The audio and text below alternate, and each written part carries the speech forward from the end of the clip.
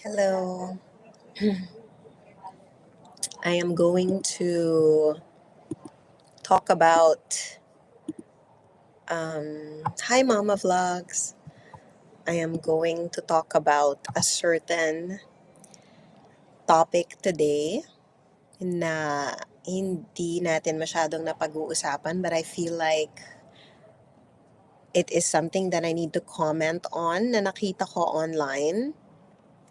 And I just want to share with you something na nabasa ko. So I will give you a background first. The context is, hello Ayon.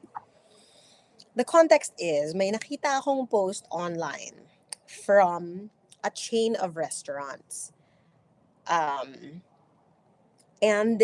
it is talking about, so they are from the point of view of a restaurant in Metro Manila, or a chain of restaurants in Metro Manila.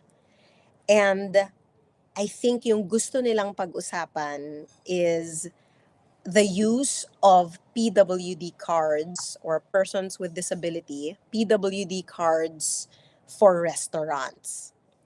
Now, I want to talk with you about disabilities and persons with disabilities because sila yung main clientele ko. And I work very closely with them. I'm so emotional. I'm trying not to be, but I'm so just like affected. So I want to talk because it is I've made it my advocacy to champion, to fight for the disabled community because sila yung pinakamarami sa clientele ko, and also because I think that I could be a PWD. Sa mga matagal na dito, I think you know what I'm talking about. So this is really close to my heart. So para may context kayo kung tungkol saan to, I am going to read you the post na ginawan nitong restaurant ng infographic. Umeffort pa sila sa infographic Okay, ito yung title, ito yung caption ng post nila. Yung caption ng post ay, "Does someone you know use a fake PWD card?" Okay, first slide. Sinabi niya, regarding PWD IDs. I'm going to try to read this without any tone para hindi natin makukulayan yung sinulat nila. Sabihin nyo sa akin na regardless kung anong nafe-feel nyo, kahit na hindi ko lagyan ng tono yung pagkabasa ko ng post nila, okay? Alright, so their first slide is regarding PWD IDs. Restaurants in Manila are mad about fake PWD IDs used as permanent discount cards. We get it. 3 out of every 10 people who eat in our restaurants use one. Are 30% of us disabled? Parentheses. Don't answer ha ha, close parentheses. How did this happen? Getting a real or fake PWD card became so easy and lucrative, everyone just woke up and got one. Now we're here. Slide number 2, invisible disabilities. We hear the argument that many disabilities are legit but invisible. True. But you can tell which mental health patient can you tell which mental health patient deserves a discount? And then, meron siyang 3 bullets. Carlos feels compelled to butcher and eat his co-worker. Jenny wants to overdose 2 times a day. Ralph gets anxiety attacks around obese pugs. It's impossible to draw clean lines around what disorders should get a discount. No fair way to do this. Slide number 3. What will happen? Assume everyone continues claiming discounts. Restaurants will be fine. To compensate for the losses, most will just raise prices. As prices go up, the phonies still get their discounts while you pay more. Honest people will end up subsidizing them. It's a tax on honest people. Slide 3. What can you do? Not much you can do. Actually, there are a few. Again, they gave 3 bullet points. Stare at them while squinting. Call them Satan. Break your leg. Become truly disabled. Show them how superior your disability is. End of bullets. Do not take the high road. That's where God will beam you up to heaven. Last slide. What will we do? Nothing. Our staff finds it hard switching from smiling to arresting. They always make a scene. We get stressed, service gets slower, our good customers suffer. We remain focused on our guests. Hopefully, this thing resolves itself. We are counting on you to shame them until they go away. See you in our restaurants. So that's the end of their infographic. And I tried very hard to read it without any tone. Pero even without reading it with my tone, what do you guys think? Kasi to me, my opinion is it sounded very arrogant, condescending, and ignorant. And it trivializes some of the invisible disabilities na minention niya, especially mental health. Because if we go back to the second slide na nagbigay siya ng examples of mental health patients, yung Carlos feels compelled to butcher and eat his coworker, I guess, is a kind of, what do you call this? What do you call them when it's like psychosis or something? Nako, mami, ipapadala ko sa inyo ang post. Ay, hindi. Lalagay ko sa comments. I will upload the photos because I took na lang a screenshot of the five slides from a post that I saw. Hindi ko na maalala kasi hindi ko na-crop ko agad and I don't know where I saw it. Tapos, babasahin ko sa inyo yung apology nila a few hours later. And tell me if it sounds like an apology to you. Because again, to me, it does not sound like an apology.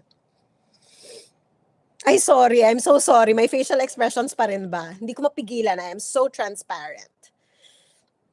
So, yung caption ng post ng apology nila just says, sorry.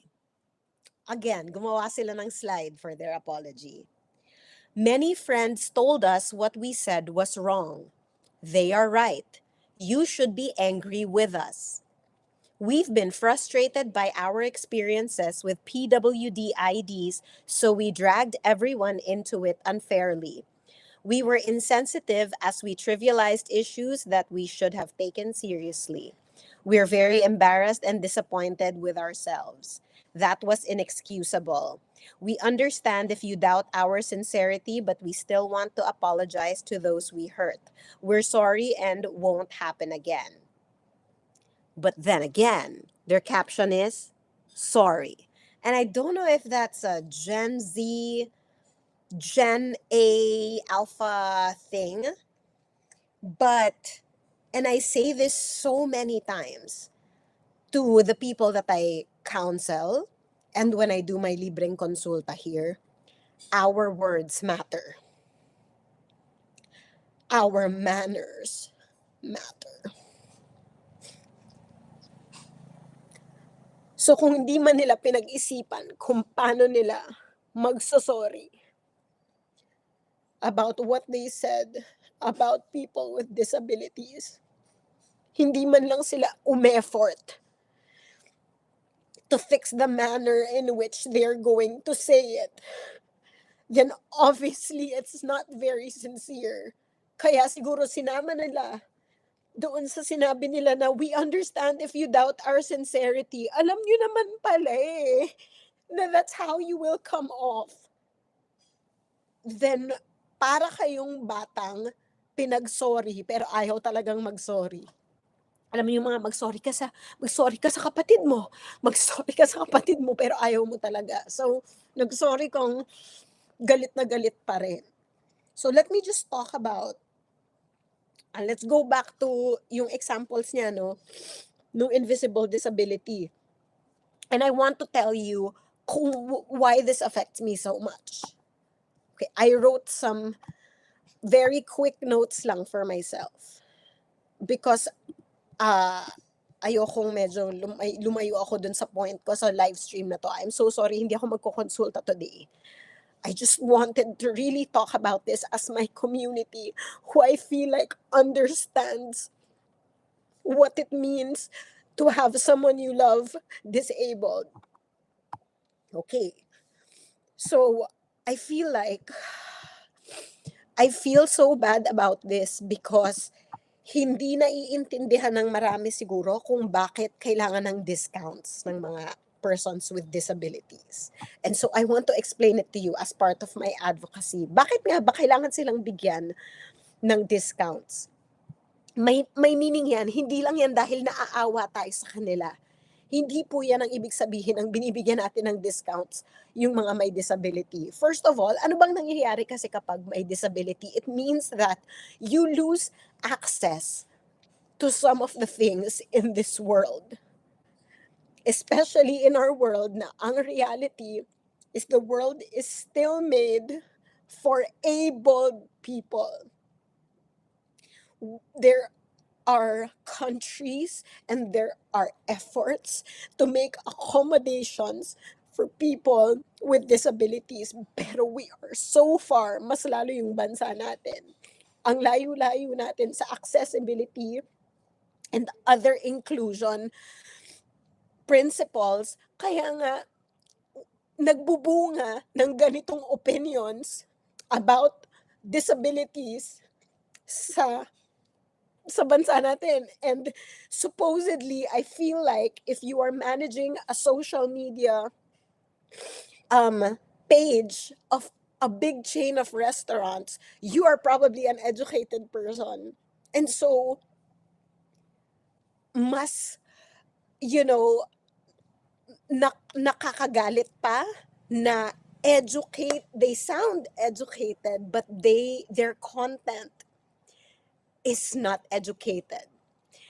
And so, dun ko na feel like, okay, so it needs to be us that will make a difference in people's minds to spread better awareness of what it means to be a person with a disability.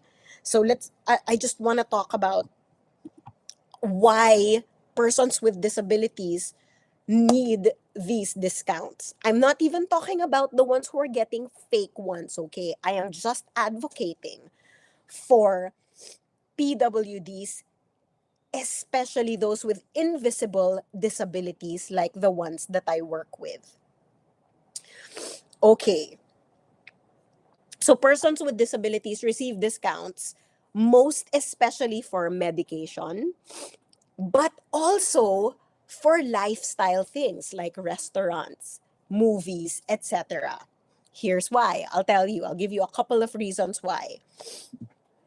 So, usually meron sa law that says why we have to have why we require businesses to offer discounts to PWDs, because we want to encourage and promote the equal opportunities available for these people to improve their quality of life.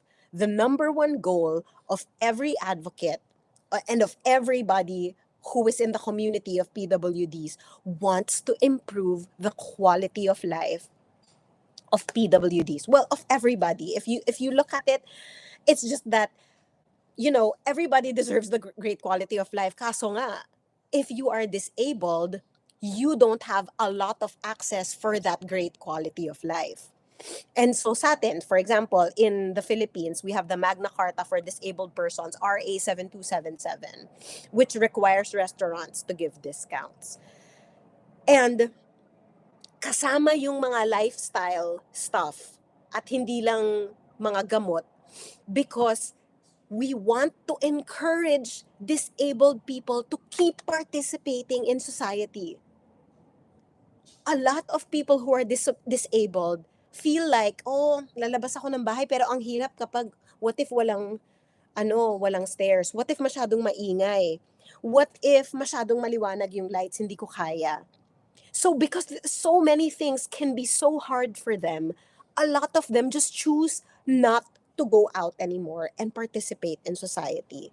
And that's why we are trying to encourage PWDs to come out and make things exciting for them and accessible for them para naman magka-joy in life sila. Alam mo naman yun, katiting na lang yung pwede nilang ma-enjoy that maybe they don't have access to. Pagdadamutan pa ba natin? And that's why discounts enable PWDs to participate more actively in public life, like dining out in restaurants, shopping, entertainment, etc. Okay, we also do this for financial relief. Because kung alam natin, and I'm sure alam to ng mga families dito that have tried to get DevPed assessments or checkups, therapies, disabilities often come with extra expenses. Medical costs, therapy, if you need assistive devices like wheelchairs or crutches or braces, or for the autistics that I work with, alternative and augmentative communication devices, etc. Transportation. Discounts can help ease these financial burdens. Sabihin man natin, yung disability niya, hindi naman siya nahihirapan pumunta ng restaurant. So, bakit kailangan niya ng discount dun sa restaurant na yun? Because, ang dami na niyang binibiling gamot. Kaya, bawasan naman natin yung kailangan niyang bilhin para lang makapag-enjoy siya ng kaunting pagkain. Wow, galit na galit. Oh my gosh, talaga. Grabe yung reaction ko nung nabasa ko to. You can tell naman siguro. Another is we want to help compensate for their barriers. For example, yung nabanggit ko na nga kanina, kung walang ramp for wheelchair, or kapag itong place na to ay masyadong sensory overload para dun sa tao, we give them a discount so that we offset the other inconveniences in their life. So, hindi man financial yung i-offset natin, yung, I guess, joy of having access to some more things for cheaper than, that they couldn't access on a regular basis. And recognition of additional needs of these persons with disabilities, because some disabilities may require special diets and accommodations or assistance, which can also increase their food costs. Sa mga autistic clients ko pa lang na a lot of them try an intervention program that includes their nutrition. So, may mga gluten-free, casein-free, need to take omega and fish oils, etc. If and you can't have a certain food, so kailangan ito lang yung kakainin mo, pero mas mahal tong kailangan mong kainin. So, discounts help make these more affordable.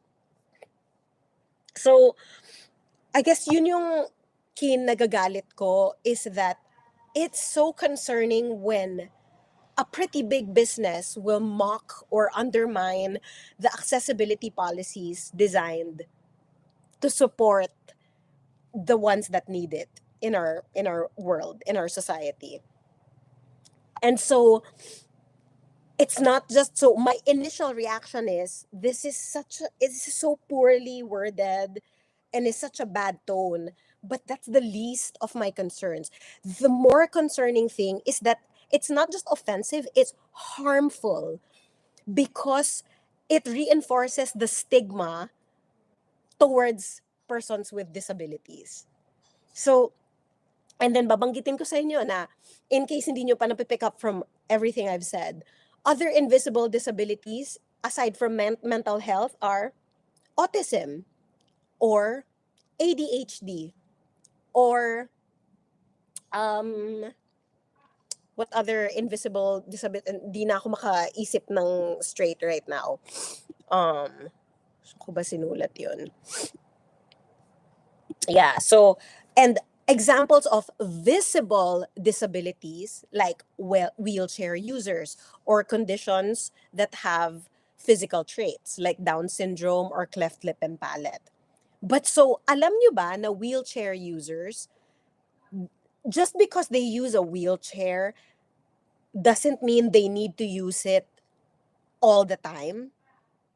It just means that using a wheelchair will maybe get them easier somewhere than if every 5 minutes titigil ka dahil hindi na kaya ng leg mo.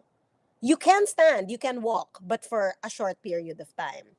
So, kung nadatnan ko yung, for example, isang usually a wheelchair user at nag-park dun sa PWD parking, pero hindi mo siya nadatnan at that very moment na naka-wheelchair siya, pagkagalitan ba natin siya? Di naman natin alam yung buhay niya. What if, because alam niyang saglit lang yung ilalakad niya, kaya naglakad na lang siya, doesn't make it less hard for that person to walk kung saan siya kailangan pumunta. The challenges are the same. You just don't see their tolerance point. Whew. So, just to reinstate na PW benefits, they exist for a reason because they help level the playing field in a world that is still far from being fully accessible. Like I said, our world, if you really are more mindful of it, if you really pay attention, there are so many things that we can do maybe as neurotypicals, but other people who are disabled cannot access because it's not made for their particular disability. So instead though of staying mad, even if they wanted to shame the people away. Those are their exact words. They said, shame them away. Let's try to take the high road, like they said. Ibi-beam up daw tayo ni God if we take the high road. That I believe now it's a moment for education. And I want lahat ng nag-attend sana today, lahat ng nakinig nitong napakahaba kong litanya or rant, is to be on my team to help all of us together to help spread awareness of disabilities. So instead of us resorting to mockery back at them, let's just educate the people. Can we take that challenge? Because inclusion is not just about making ramps, making wheelchair ramps, or having more elevators. It's here. It is thinking twice or thrice or 4 times or 5 times before we say statements that we know little about, like they did about PWDs.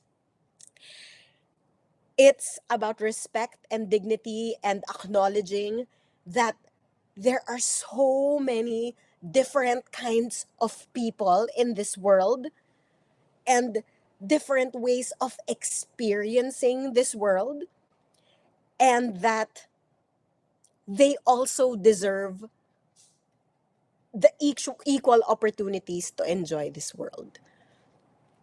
So let's keep pushing for more awareness, acceptance, and inclusion. Let this sit always at the back of our mind when we say things, when we act a certain way. Simulan na natin with the way our words matter, not ever including derogatory words when we talk about the disabled. People that I can still hear sometimes who make a joke out of autism, who will say, kunyari may weird siyang na-encounter na tao, tapos sabihin niya, autistic ka siguro. That's the kind of thinking and choice of words that reinforces stigma towards our invisibly disabled community. So, yun lang. Yun lang ang, ay, hindi talaga ako magkokonsulta ngayon. I just really wanted to talk about that kasi I had to get it off my chest. Tapos wala yung asawa ko, so wala akong mapaglubasan. But for the first time, nakita niyo yung galit ko. Full galit. So, ako kasi naiyak ako lahat. Whether galit ako, sobrang saya ko, sobrang sad ko, lahat yan lumalabas as tears. And ilalagay ko yung pangalan ng restaurant dito, not so we can bully them. Let's not resort to going down to their level, but to expect more from other businesses that we support. And whether or not you still want to support their restaurants after I show you who it is, or what restaurant this is up to you. I am not asking people to boycott anyone. I personally, oh my gosh, how sad, because favorite garlic noodles ko yung isa sa restaurants nila.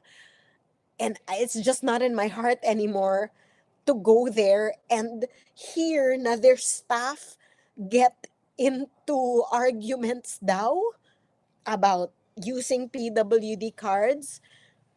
My advice to them is, maybe what about just benefit of the doubt? I know that they are speaking from the point of view na bumibigat yung cost sa restaurant and therefore mabibigatan nila yung cost overall for all customers.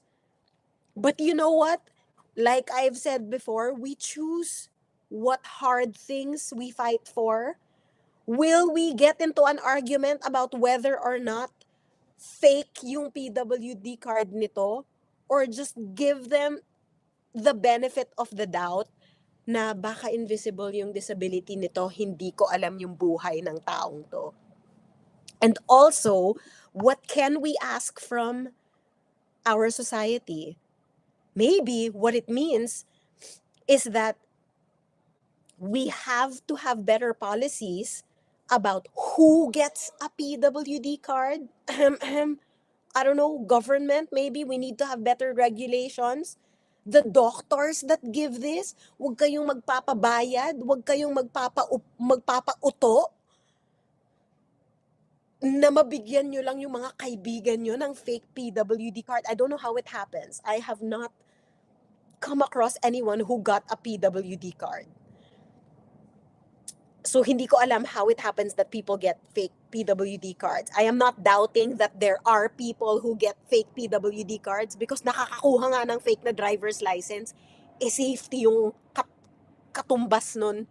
I mean, hello talaga yung bansa natin. But yeah, maybe we can make a petition.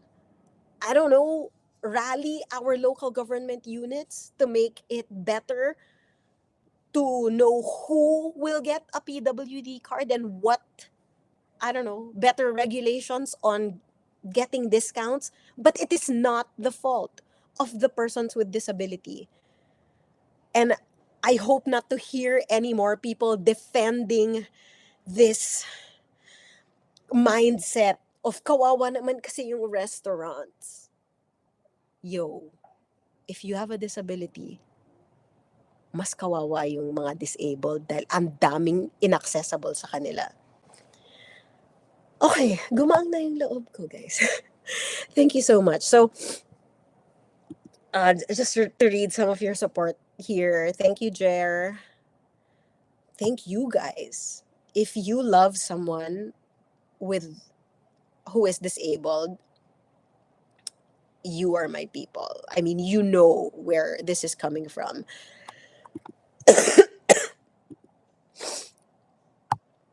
May nagtanong, hindi ba taxable ang payment, binabawas ang PWD discount? I do not know the side of the restaurateurs.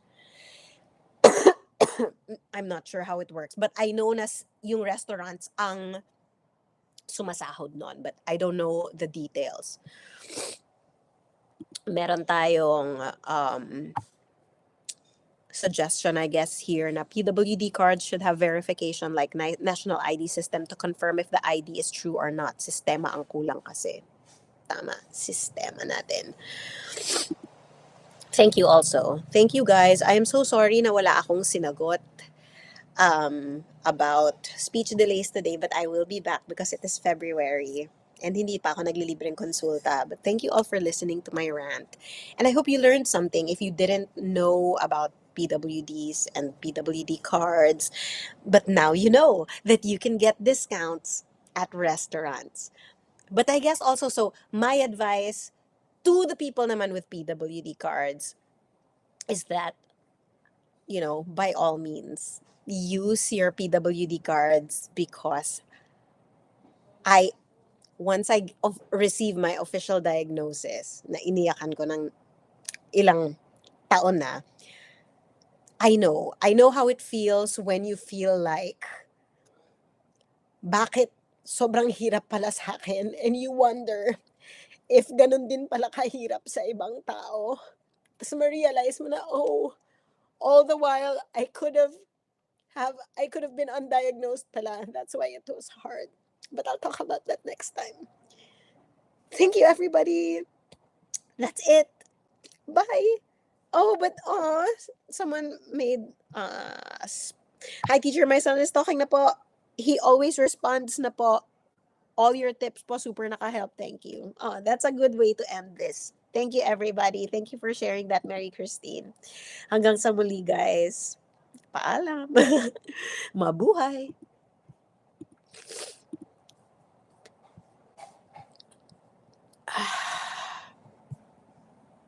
Hindi ko mahanap yung end stream sa YouTube. Bye, YouTube.